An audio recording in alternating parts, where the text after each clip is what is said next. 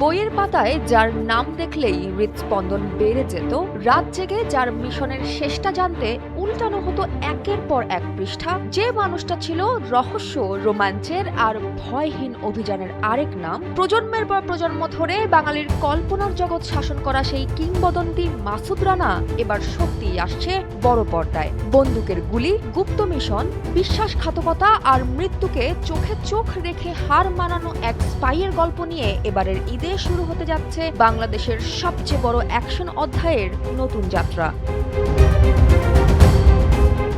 কাজী আনোয়ার হোসেনের কালজয়ী সৃষ্টি মাসুদ রানা, যে নাম শুনলেই মনে পড়ে যায় গুপ্ত মিশন, অ্যাকশন আর টান টান থ্রিলারের গল্প।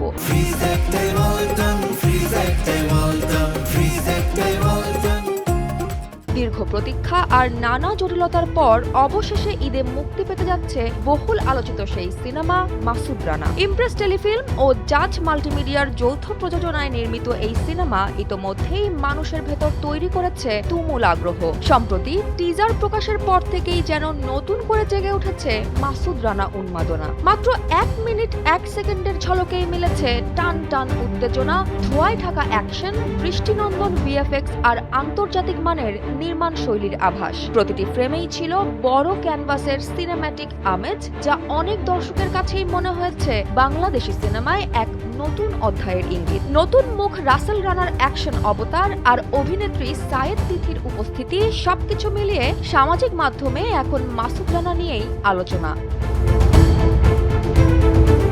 সিনেমাটিকে ঘিরে আয়োজিত সংবাদ সম্মেলনও ছিল তারকাদের ভিড়। সেখানে উপস্থিত ছিলেন জাজ মাল্টিমিডিয়ার কর্ণধার আব্দুল আজিজ, চিত্রনায়িকা অপু বিশ্বাস, জনপ্রিয় ব্যক্তিত্ব শাইখ সিরাজ সহ সিনেমাটির অভিনয় শিল্পীরা। সেখানে নির্মাতা ও কলা কুশলীরা জানান, বাংলাদেশি সিনেমাকে আন্তর্জাতিক মানে পৌঁছে দিতেই তাদের এই বড় আয়োজন।